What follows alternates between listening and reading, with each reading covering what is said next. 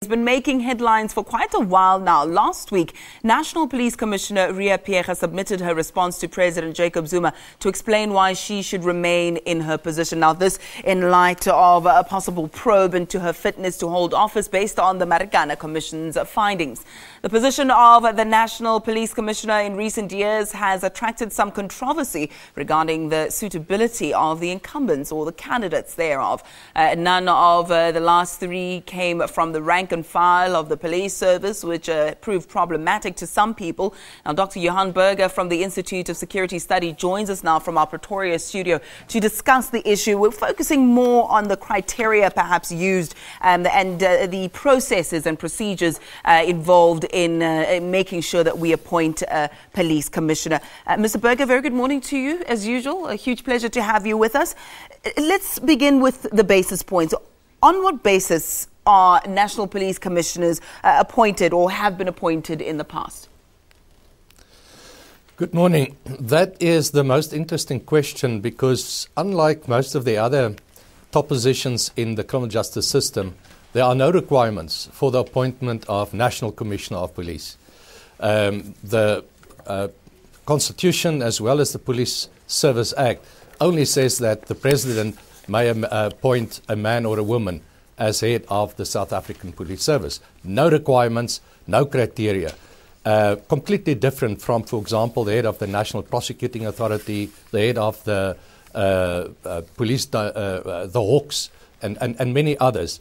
And even the Secretariat of Police, a range of criteria, nothing for the National Commissioner. What criteria do you think should be in place for this job? Well, you know, starting with, for example, the head of the NPA and others, two words that are used in all of those top positions are it should be a fit and proper person. Then I think you need to unpack fit and proper. You need to look at appropriate experience, appropriate qualifications, and issues that relates to integrity. I think integrity from international research is shown up to be one of the key requirements to be appointed as head of a police service. Why do you think in the past our police commissioners have been dogged with such controversy?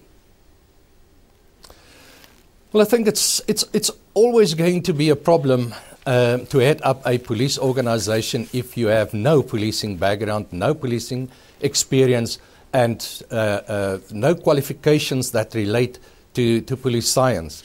It would always be a good combination if you have someone who's got suitable academic qualifications, who studied either law or policing as a part of an academic study, and then of course who came through the ranks, who understands the organization, who understands the organizational culture, who understands the language, and of course police operations. I mean, those are fundamental requirements. And if you are appointed to this position without that sort of background and qualification, you will always struggle. I think you will always find it difficult to understand the discussions around you during planning sessions. What are these guys talking about? And then to be able to lead this process when you yourself are completely unfamiliar with this. So I think it's quite possible then that you can be misled by those around you. You can take decisions under circumstances where you think you understand what's happening, where you clearly don't. So it's always going to be difficult for an outsider to be able to put himself or herself in the lead position within a police organization. Mr. Burger, you spoke about matters of operations, and that's where I want to zero in now on the roles and the responsibilities, the duties of a national police commissioner. Define that for me and also juxtapose it against that of police minister. So what are the differences between the position of the minister and the position of the commissioner? What does that of the commissioner entail? Well, you know, the minister is appointed as political head of the department. He has under his control not just the police, he has four, let's say, structures under him. One is the police, the other one is the Secretariat for Police, who advises him on policy issues. Then he also has the Independent Police Investigative Directorate and CIRA, the Private Security Industry Regulatory Authority. All of them report to the minister, and he needs to provide them with policy guidance. He may direct them in terms of what the Constitution allows him to do. So that is at the political level.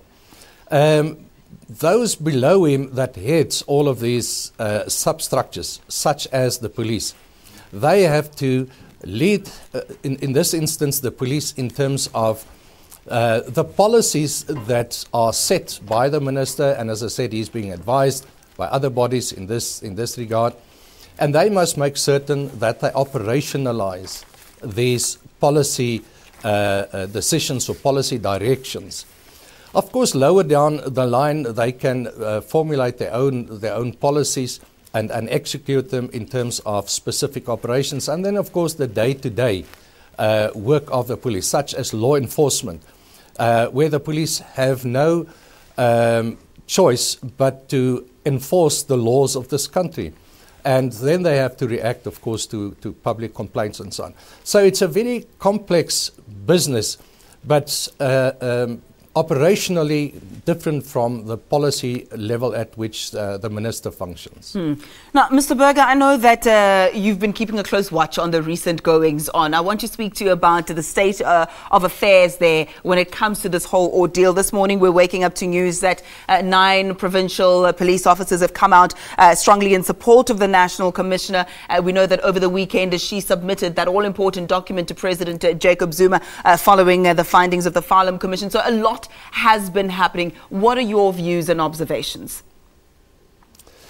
Well, you know, the interesting thing about this is that the same thing happened during Jackie Celebe's time, the late Jackie Celebe, when he was charged with corruption.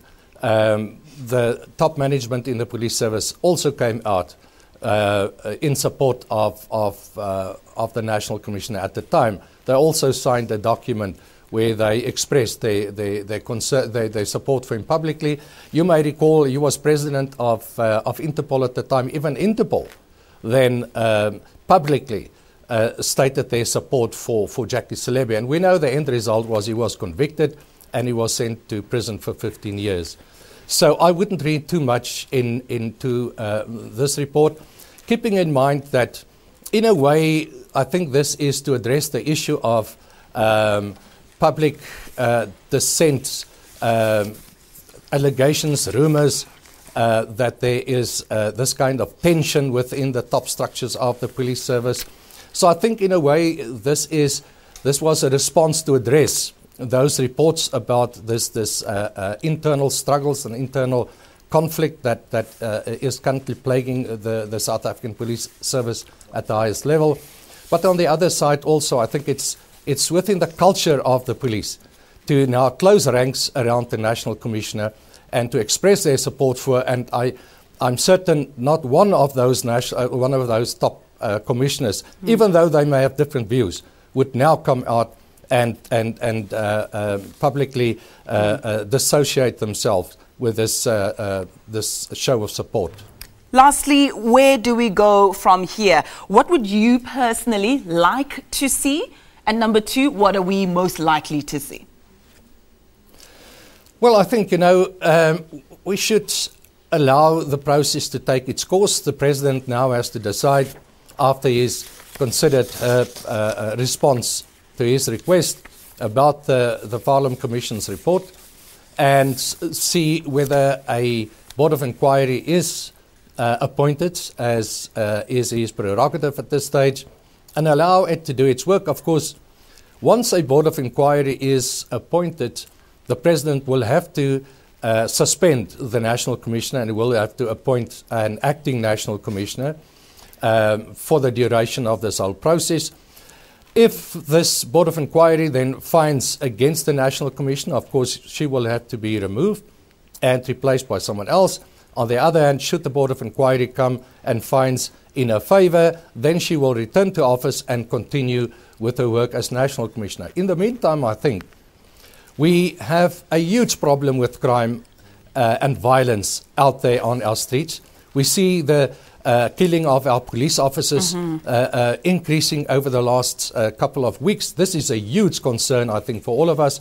So I think we need to support our police in spite of the leadership problems that exist at the moment. I think all South Africans now need to get in behind our police and support them in terms of the extremely dangerous and very important work that they still have to do. Indeed. Mr. Burger, that's a perfect way to end this interview. I love how you touched on the two sides of the coins, and that there's a great responsibility on police officers, but also that we as citizens need to make sure that law enforcement officials are safe to do their job. All right, Dr. Johan Burger from the Institute of Security Studies joining us from our Pretoria studios. A quick ad